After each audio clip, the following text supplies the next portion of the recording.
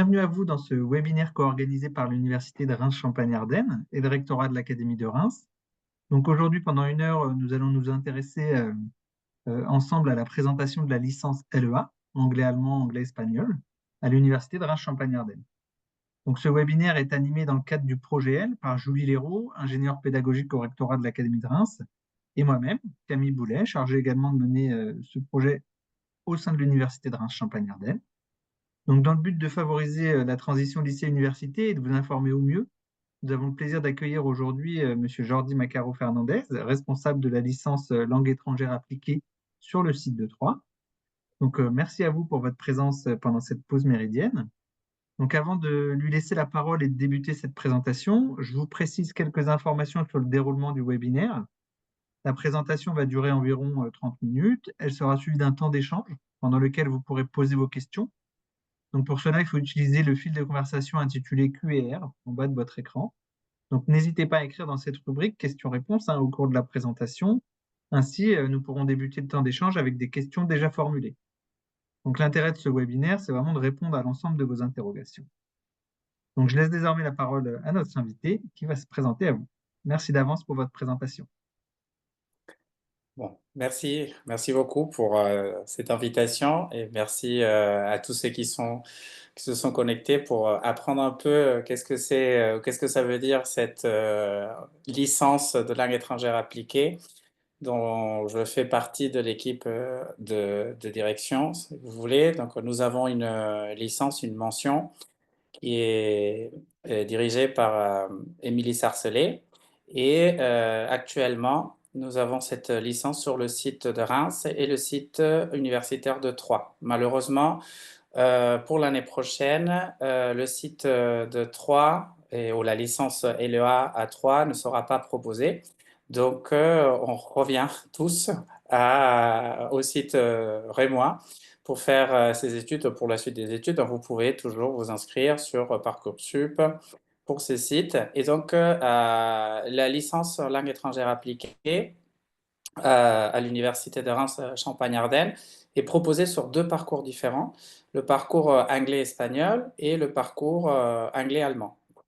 Je vais vous présenter un peu en quoi ça consiste le parcours. Notamment, je vais insister sur, par exemple, la formation de la première année pour comprendre un peu ce qui peut changer par rapport à vos études au secondaire, au lycée, tout ce que vous êtes habitués.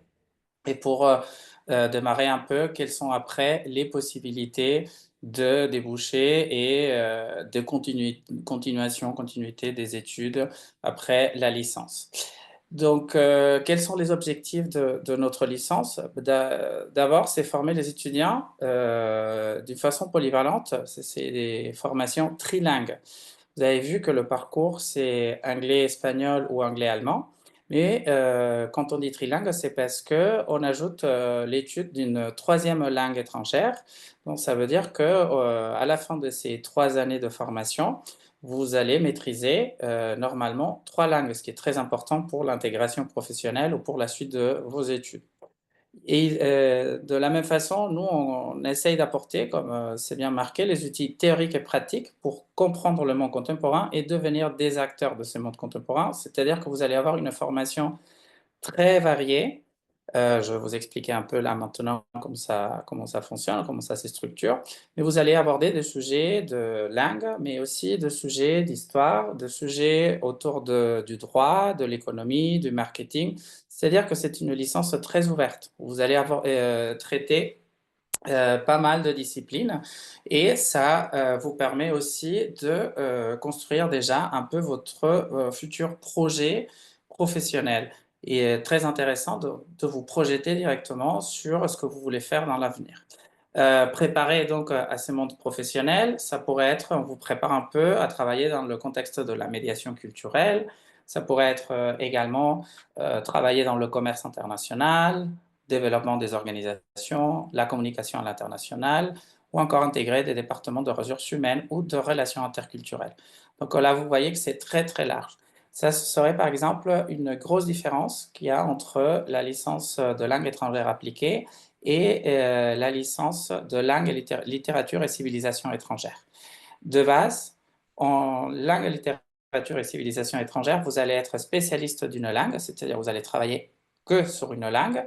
Après, je pense que vous pouvez choisir aussi une deuxième langue vivante, alors qu'en langue étrangère appliquée, vous allez toujours travailler en parallèle deux langues, l'anglais et la deuxième langue en fonction de parcours. Et aussi, vous allez apprendre à travailler avec cette langue dans des contextes très différents, c'est-à-dire un contexte numérique, dans le contexte économique, dans le contexte professionnel directement. Donc là, par exemple, c'est déjà la première différence importante entre les deux parcours. Comment ça s'organise? C'est organisé en 3 années de formation, c'est-à-dire en 6 semestres. Vous allez par année, vous allez avoir 2 semestres et chaque semestre est indépendant, c'est-à-dire que vous allez valider un semestre et après, si vous passez au semestre numéro 2. Ça veut dire que si jamais, par exemple, le premier semestre n'est pas validé, à la fin de l'année, nous, on peut voir si on peut compenser entre le premier et le deuxième pour valider l'année. Donc, ce sont des matières qui vont faire partie des blocs, vous allez voir là tout à l'heure, et ces matières et donc, vont vous aider à valider semestre par semestre. Et ce qui est nouveau par rapport à la nouvelle maquette d'études qui a été mise en place depuis septembre 2024, c'est qu'on introduit dans le semestre numéro 5, ça veut dire en troisième année, un travail de recherche qu'on appelle le TER, en mémoire, un travail de recherche, pour initier aussi nos étudiants un peu à regarder, à travailler sur la recherche, soit d'un projet théorique, soit d'un projet professionnel. Pourquoi j'introduis un peu cette idée de projet professionnel? C'est parce que dans le semestre 6, c'est-à-dire aussi en troisième année, mais à la fin de cette troisième année, vous allez devoir partir en stage. Dans la licence de langue étrangère appliquée, en semestre 6, il y a un stage de 8 semaines, d'environ 280 heures de formation, un stage qui se fait à l'étranger, c'est-à-dire si vous allez choisir le parcours anglais-espagnol, vous avez l'option entre partir dans un pays anglophone ou un pays hispanophone. Et donc, votre projet du semestre précédent, cette matière ou cette ER, mémoire, peut vous aider aussi à travailler déjà, à préparer un peu quel est le pays dans lequel vous voulez aller, quel est le domaine d'activité dans lequel vous vous projetez pour faire le stage du dernier semestre, et donc de cette dernière année. Il nous semble que c'est très intéressant le fait que la licence LEA propose ou impose un peu cette formation avec un stage à la fin parce que c'est votre première étape professionnelle. C'est-à-dire que vous sortez déjà du cadre théorique qui est un peu le cadre universitaire et vous allez mobiliser les compétences que vous allez travailler tout au long de la formation pour le mettre en place d'une façon pratique à la fin donc, de cette formation, ce qui est très intéressant pour votre CV parce que ça veut dire que même avant de finir la formation, vous commencez déjà à enrichir votre CV avec des expériences professionnelles. En quoi ça consiste, comment peut ça s'articuler? Les licences, ils sont composés d'unités d'enseignement, c'est ce qu'on appelle les UE. Chaque unité d'enseignement est indépendante, c'est-à-dire là, par exemple, je vous montre un peu les unités d'enseignement qui font partie du premier semestre de la première année de notre licence. Vous avez une unité d'enseignement en anglais, peu importe le parcours que vous allez choisir, anglais espagnol ou anglais allemand, elle sera toujours là. Après, en fonction de parcours, vous aurez soit une unité d'enseignement en espagnol et une autre en allemand, mais vous voyez, vous avez également une unité qui porte sur le droit et l'économie, par exemple en premier semestre, sur la gestion et l'analyse en semestre 2, et ça va s'alterner en fonction de semestre et de l'année.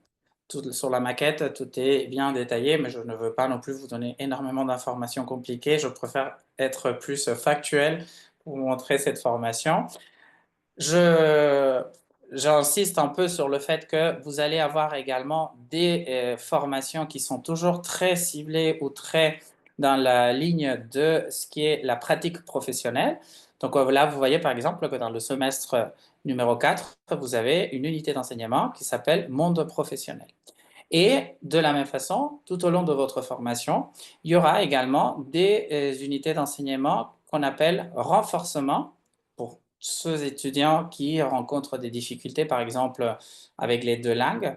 Donc, on a prévu une unité d'enseignement qui est justement pensée pour renforcer, pour aider à ces étudiants qui peuvent être un peu plus faibles en langue, mais c'est une option que vous pouvez choisir ou pas, c'est-à-dire vous avez cette option de renforcement ou de l'autre côté, vous pouvez choisir ce qu'on appelle ouverture. C'est une unité d'enseignement qui est nouvelle dans la maquette et l'ouverture, ça veut dire que si vous avez un intérêt particulier, par exemple pour des études de droit, ou que les questions ou les études d'éco-gestion, par exemple, vous intéressent, vous avez l'option de choisir une unité d'enseignement qu'on appelle ouverture, c'est-à-dire parmi votre programme, vous pouvez suivre 2 cours proposés dans la licence de droit ou dans la licence d'éco-gestion ou encore dans la licence d'histoire. Ça veut dire que c'est une façon d'élargir vos connaissances et c'est une façon aussi de, par exemple, vous projeter sur un avenir professionnel qui sera plus axé sur le droit ou sur la question de la comptabilité ou du marketing.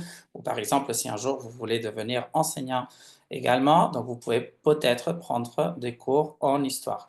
Tout ça en ouverture, il y a même aussi des cours parfois en psychologie, vous en avez aussi en lettres modernes, en lettres classiques, c'est-à-dire l'ouverture, c'est choisir n'importe quel cours proposé par l'UFR Lettres et Sciences Humaines, c'est-à-dire par notre unité d'enseignement, peu importe la discipline. C'est un peu la transversalité de cette formation qui vient d'être proposée avec cette nouvelle maquette qui a été appliquée à partir de septembre 2024. Et de la même façon, outils et langage, c'est une unité d'enseignement dans laquelle vous pouvez travailler sur cette autre langue vivante, ce serait votre troisième langue vivante, et parmi lesquelles, vous en avez, je vous en parle là tout à l'heure, quelles sont les options. Comment ça fonctionne? Vous avez donc, par exemple, le semestre 1, votre unité d'enseignement d'anglais, elle est composée de 2 groupes ou de 2 cours. Un cours de grammaire et un cours de civilisation. Après, on va changer, c'est-à-dire, par exemple, si en anglais, en premier semestre, vous avez civilisation des pays anglophones, centré sur, par exemple, le Royaume-Uni, ça veut dire qu'en semestre 2, vous aurez aussi l'anglais, mais cette fois-ci, la civilisation sera axée sur les pays ou sur l'Amérique. Dans le cas de l'espagnol, qui est un peu mon domaine, c'est pareil. Vous avez un cours de grammaire et un cours de civilisation. Donc, on fait un semestre l'Espagne, un semestre l'Amérique latine.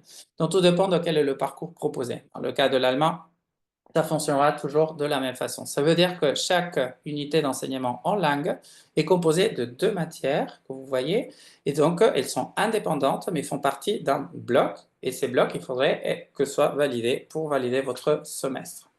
Donc, dans le premier semestre également, vous voyez que nous vous proposons des cours de droit et économie.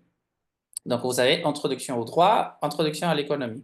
Ça veut dire que vous pouvez compléter, par exemple, cette formation en droit avec le choix de l'unité d'enseignement ouverture et vous pouvez choisir un autre cours qui est proposé par la faculté de droit. Dans le renforcement, comme je vous ai expliqué, c'est plus penser sur la question de travailler un peu de façon plus large et plus transdisciplinaire, parce que vous avez des cours sur langue et société en premier semestre, ou encore, vous pouvez renforcer votre niveau de langue en anglais, en espagnol ou en allemand, avec des cours spécifiques sur langue écrite en anglais et en espagnol. Dans le semestre 2, ce serait la langue orale, c'est-à-dire que là, l'idée, c'est de travailler et dans une continuité de l'apprentissage de la langue, mais toujours en lien avec les autres formations parallèles que vous avez. Et donc, ça vous permet justement d'intégrer une entreprise, d'intégrer le monde du travail d'une façon, disons, très simple, parce que vous avez un peu appris tous les métiers ou à connaître tous les métiers pour intégrer directement le monde professionnel. Plus, comme j'insiste sur cette idée de stage, vous avez à la fin de votre formation. Et donc, cette unité d'enseignement que vous avez, outils et langage, donc c'est là que vous pouvez choisir entre différentes langues comme complément. C'est à l'Université de Reims, on vous propose comme langue étrangère ou comme troisième langue l'italien, l'allemand ou le russe. Mais de la même façon, vous allez travailler sur des cours de culture numérique ou encore de renforcement en langue française pour les outils de la réussite. C'est-à-dire, nous, on va vous préparer tout au long de votre formation. Par exemple, je ne l'ai pas mis sur le PowerPoint. Si on regarde le programme de la deuxième année, vous allez voir qu'en deuxième année, nous avons déjà un cours qui est axé sur la préparation à votre stage. C'est-à-dire qu'on ne vous laisse pas là tout seul dans la forêt, on vous accompagne dans votre formation pour cibler, pour chercher, pour préparer déjà votre insertion professionnelle avant de valider le diplôme. Donc c'est le stage. Nous on le fait tout au long de la deuxième année et aussi dans le premier semestre de la troisième année. Quelle serait donc la projection internationale ou professionnelle, pardon, que vous pouvez avoir en choisissant les études de langue étrangère appliquée? Voilà, vous pouvez travailler dans tous ces secteurs d'activité, dans les relations internationales, la traduction, dans la logistique, dans la banque, des compétences internationales, du tourisme, ou encore des secteurs tertiaires. Et également, pour vous donner des exemples de types d'emplois que nos étudiants ils ont eu après la formation, vous pouvez devenir chef de projet, vous pouvez gérer des équipes logistiques, des ventes, des achats. Également, en fonction de quelle serait la poursuite de vos études, vous pouvez devenir traducteur, chargé de promotion touristique, assistant commercial, chargé de communication ou encore voilà, directeur ou directrice adjointe d'office de tourisme. C'est-à-dire que vous voyez, c'est très, très varié comme en projection professionnelle. Quelle serait donc la poursuite des études que vous avez? La licence LEA, pardon, que ce soit un parcours ou un autre, elle est toujours en 3 ans. Donc vous avez un niveau bac plus 3. Et après, ça vous permet donc d'accéder à une formation de master, si vous voulez continuer vos études. Des masters qui sont proposés par exemple à l'URCA. Ici, nous en avons 3, mais les options, il y en a beaucoup plus. Mais vous avez par exemple des masters qui seront un peu la logique, la suite logique. Ce serait par exemple la gestion multilingue de l'information, le métier du web et du numérique, un master culture et patrimoine et médiation. Celui-ci se fait sur le campus de Troyes, hein, c'est parce que Troyes, c'est un peu le parcours et en histoire et en master. Et ils ont un parcours, ils ont développé un parcours patrimoine très important. Donc, c'est un master qui fonctionne pour l'instant très bien sur le campus de Troyes, mais également, il y en a des options ici sur le campus de Reims. Et également, vous pouvez choisir par exemple un master en art de la scène et du spectacle vivant. C'est juste 3 exemples que je peux vous donner, mais bien évidemment, nous en avons des étudiants en troisième année que quand on les prépare et quand on travaille avec eux pour voir quel est un peu le projet professionnel, c'est-à-dire c'est le stage qu'ils veulent faire et comment ils se projettent dans l'avenir, dans la poursuite des études. Il y en a qui nous demandent, est-ce que ce serait possible d'intégrer un master en relations internationales? Est-ce que ça serait possible d'intégrer un master en commerce, etc. Les options sont toujours là. Il faut juste savoir que, voilà, dans ces contextes-là, peut-être, il faut bien créer un parcours avec les options d'ouverture et dire si je sais que c'est le commerce qui m'intéresse, donc peut-être choisir des cours qui sont proposés par l'UFR Éco-Gestion, etc. C'est-à-dire les possibilités sont toujours très variées pour la poursuite des études. Nous, on vous propose directement des masters qu'on a directement dans notre UFR Lettres et Sciences Humaines, mais sachez qu'il n'y a pas que ça, parce que nous, on est quand même conscient que certains étudiants y partent pour intégrer des masters qui sont proposés par d'autres unités de formation et de recherche, comme éco-gestion, droit ou même en psychologie, etc. Tout dépend de quelle est la formation et le parcours que vous allez construire tout au long de ces 3 ans de formation. Donc là, vous voyez, ce serait aussi l'option de partir ou de quitter l'URCA et de trouver votre master dans une autre université, que ce soit ou encore la poursuite des études dans une école de commerce. Donc, moi, j'ai une étudiante cette année en troisième année, justement, qui l'année prochaine part en école de commerce. C'est-à-dire il y a toujours ces options. Donc, la LEA, les langues étrangères appliquées, c'est une licence qui qui vous forme, qui est là pour vous apprendre un métier et qui, en même temps, vous laisse un choix très large à la fin des études pour intégrer et le monde professionnel et la poursuite des études. Ou de la même façon, vous pouvez aussi intégrer quelques licences professionnelles qui sont présentes quand nous on propose à l'URCA, soit sur les sites de Reims, soit sur le site de Troyes. Par contre, je vous invite bien à regarder quelles sont les formations proposées sur Parcoursup pour être sûr, parce que comme je vous ai expliqué tout à l'heure, au début de mon intervention, malheureusement, pour l'année prochaine, la formation LEA A3 ne sera pas proposée et donc il n'y aura que la LEA sur le campus de Reims. Normalement, nous avons des effectifs, un nombre d'étudiants d'environ 130, 140 étudiants. Ça peut varier. Donc voilà, on a deux types de cours aussi qu'on vous propose. Ce sont le cours magistraux, parce que peut-être vous n'êtes pas très habitué encore en secondaire.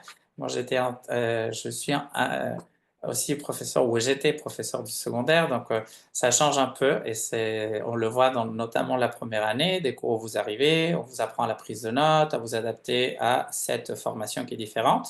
Et après, vous avez deux cours, ce qu'on appelle le TD. Ce sont deux cours en travaux dirigés dans lesquels donc, on vous accompagne, on vous apprend justement à analyser un document, à faire la traduction, etc. Donc, une formation, comme j'insiste sur cette idée, très variée et qui ouvre énormément de possibilités dans l'avenir professionnel et pour des formations d'après. En tout cas, je vous remercie et je ne sais pas si vous aurez des questions. Je pense que je suis allé un peu rapide, mais il me semble que ça peut être plus important de voir si vous avez des questions et si je peux les répondre. Très bien, merci beaucoup.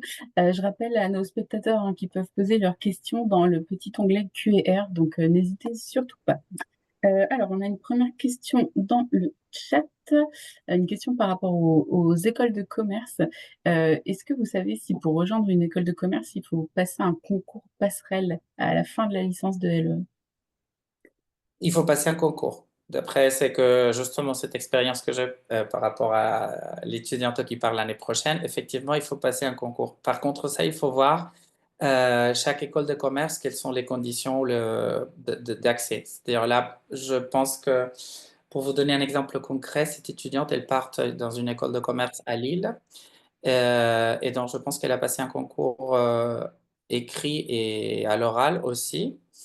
Et après, c'est une école de commerce qui propose de l'alternance. Donc, mais c'est sûr elle a dû le passer, justement parce qu'on en a discuté, voilà. Mais je vous invite bien à regarder quels sont les critères de l'école, parce que comme souvent c'est dans le secteur privé, chaque école elle peut choisir un peu la méthode d'accès.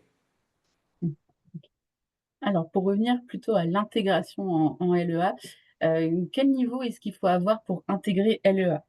Est-ce qu'il faut un très bon niveau, un niveau moyen? Est-ce qu'il faut avoir un très bon niveau dans les 2 langues, anglais ou allemand ou espagnol? Alors, pour les langues, on les travaille au même niveau. C'est-à-dire que vous ne pouvez pas vous permettre de dire je suis très très fort, j'ai une super bonne note en anglais, mais par contre en allemand, bah, ça va pas trop, ou en espagnol, je suis pas très fort. Là, vous rencontrerez quand même un peu des difficultés. Mais justement, comme on est conscient de ça, on vous propose dans cette nouvelle maquette, c'est-à-dire dans cette nouvelle formation d'études, les unités d'enseignement de renforcement pour vous aider hein, dans la langue dans laquelle vous avez plus de difficultés.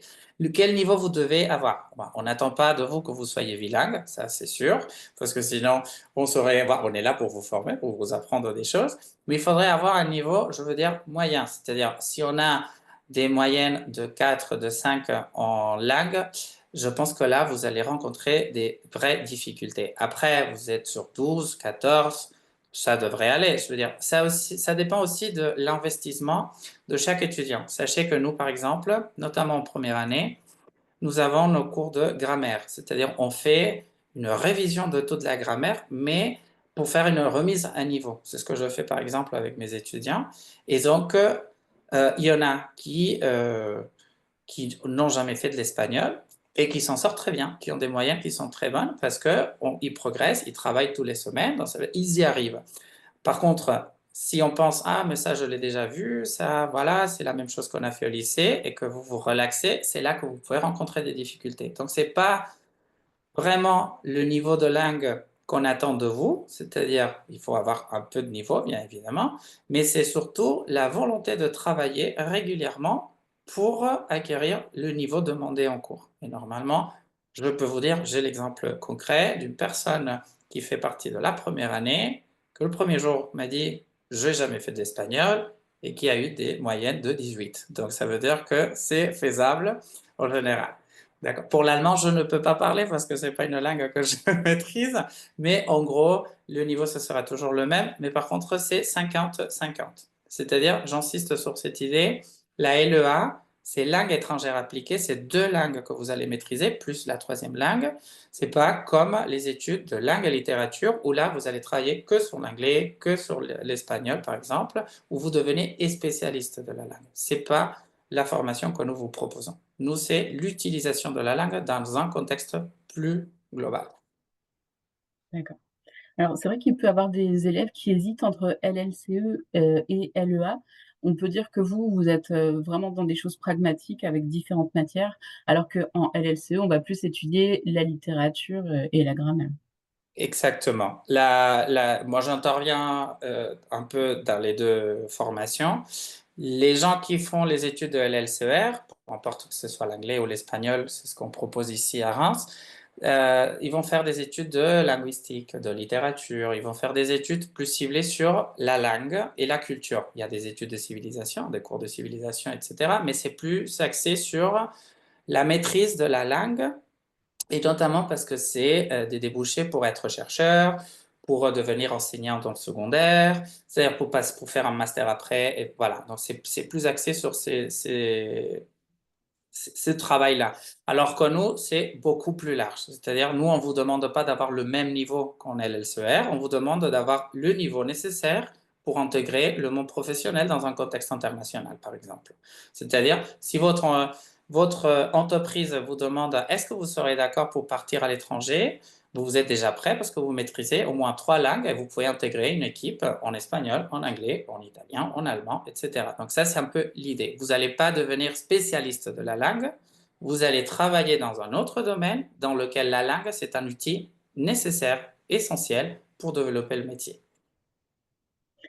OK, merci. Une question dans le chat, donc ça veut dire qu'on peut commencer l'espagnol en entrant en LEA. En fait, on peut très bien, ne pas avoir fait d'espagnol ou même d'allemand ou peut-être d'anglais, c'est plus rare et entrer en LEA. Non, c'est pas tout à fait ça. Je vous ai donné l'exemple d'une personne qui c'est particulier, son cas, juste pour vous dire qu'il y a toujours cette possibilité de s'investir et d'avoir la moyenne, de réussir.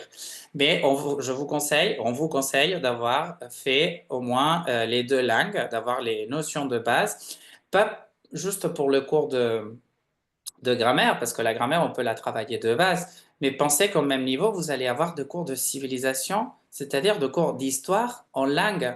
C'est-à-dire que nous, nos cours d'histoire, ce n'est pas de cours en français, où on vous explique l'histoire des États-Unis en français ou l'histoire de l'Espagne en français, ce sont des cours d'histoire en anglais, ce sont des cours d'histoire ou de civilisation en espagnol et en allemand. Donc ça veut dire que pour ça, il vous faut un minimum de niveau pour suivre le contenu. Bien évidemment, nous, on adapte, c'est-à-dire on est quand même conscient de quel est le niveau de nos étudiants en première année. C'est pour ça que tout est très progressif, mais il faut au moins connaître la langue pour intégrer les études. Si vous ne maîtrisez pas la langue, vous pouvez rencontrer des vraies difficultés.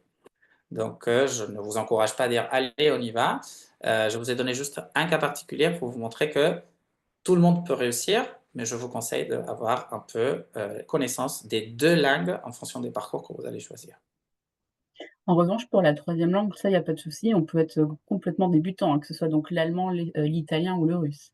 Exactement. Pour la 3e langue, nous avons 2 cours de débutants, nous avons 2 cours intermédiaires et je crois qu'en italien, par exemple, nous avons quelques cours de niveau avancé.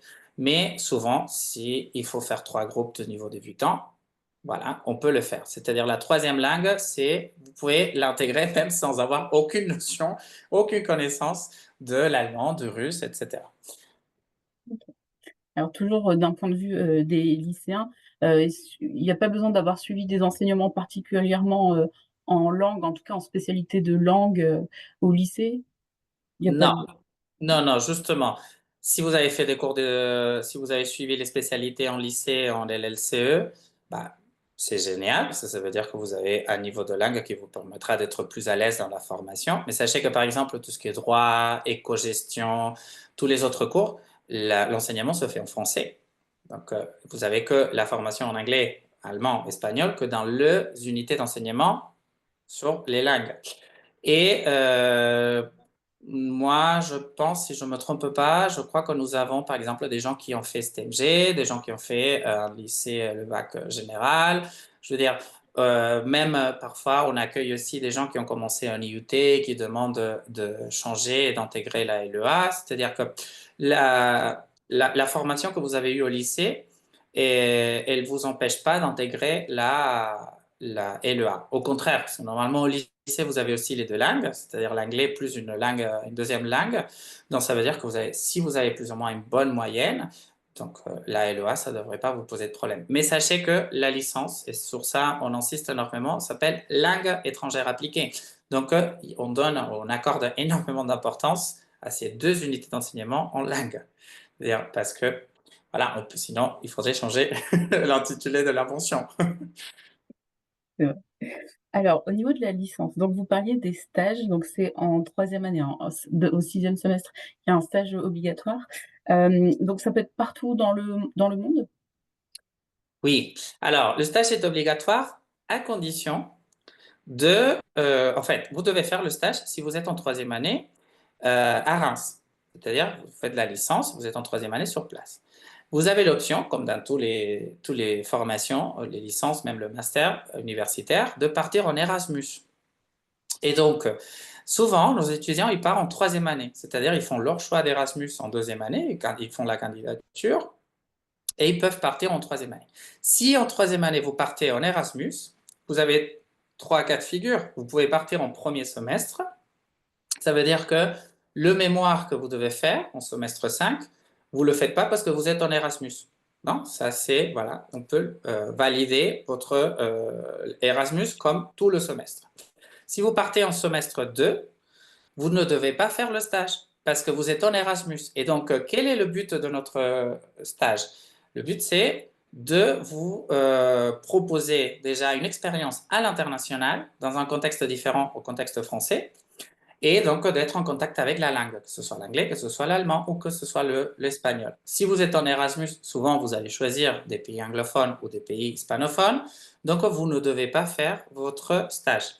Par contre, et le troisième cas de figure, c'est si vous partez sur l'année. Dans ces cas, toute la troisième année de la licence, elle est validée par votre formation Erasmus à l'étranger. Si vous restez sur place, le stage est obligatoire. Et dans ce contexte-là, il faut faire le stage dans un pays anglophone, hispanophone ou dans le contexte dans lequel vous allez choisir le parcours allemand, dans un pays germanophone. Peu importe le pays, vous pouvez choisir le pays que vous voulez. Par exemple, nous avons, moi à Troyes, j'ai 2 étudiantes qui partent au Canada. Donc là, nous avons une enseignante responsable qui encadre les stages du pays anglophone, et donc nous avons déjà 2 personnes qui partent au Canada. Moi, j'en ai 2 qui partent en Espagne, parce que je m'occupe de monde hispanophone. Mais si vous trouvez, par exemple, en Irlande, vous en trouvez en Philippines, etc., c'est-à-dire, et que c'est validé par votre responsable de stage, tout est possible.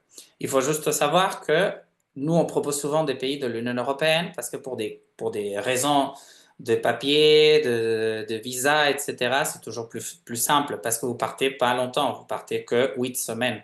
Mais, comme je vous dis, nous en avons déjà 2 qui partent au Canada et qui ont commencé à faire toutes les demandes pour les visas, tout ça. Donc, la possibilité est énorme. Si vous voulez partir au Mexique, vous pouvez. Par contre, sachez juste que l'option de stage, elle va être toujours validée par l'université. C'est-à-dire que vous ne pouvez pas choisir un pays qui soit considéré comme une destination dangereuse. Donc ça, c'est l'université qui va vous bloquer. Ce n'est pas les enseignants, c'est directement la direction des relations internationales qui va s'en occuper. Mais si c'est validé par l'université, voilà, le monde est grand et il y a énormément de possibilités pour l'anglais, pour l'allemand et pour l'espagnol. D'accord. Et est-ce que vous aidez vos élèves, enfin, quand je dis vous, c'est l'UFR, est-ce que vous aidez vos étudiants à trouver des stages? Alors, on commence la préparation du stage en deuxième année. On fait des formations justement pour que nos étudiants commencent un peu à faire de recherche, à se projeter un peu dans quels sont les... Ça fait déjà un an qu'ils sont là.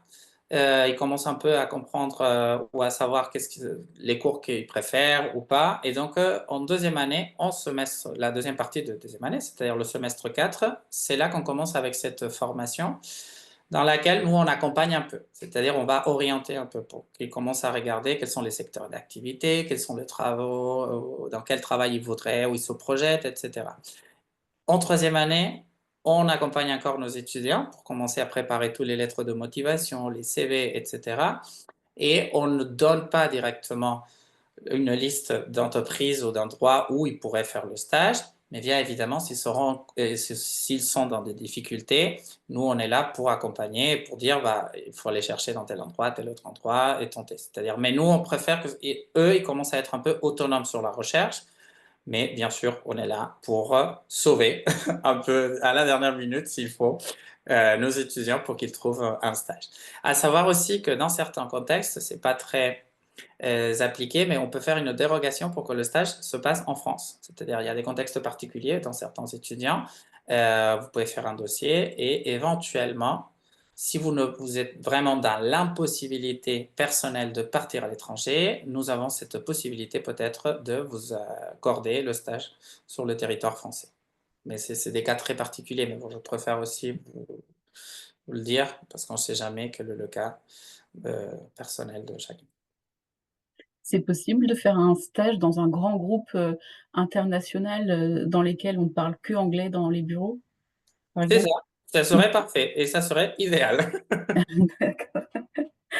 L'idée du stage, c'est pas que le travail que je vais faire en soi, c'est-à-dire que si je veux travailler dans la comptabilité, etc. L'idée, c'est de passer 8 semaines dans un cadre linguistique et professionnel dans lequel je veux mobiliser tous les enseignements que j'ai eus, mais en plus, je veux parler que l'anglais, je veux parler que l'espagnol. C'est-à-dire, nous, par exemple, c'est ce qu'on cherche et on essaye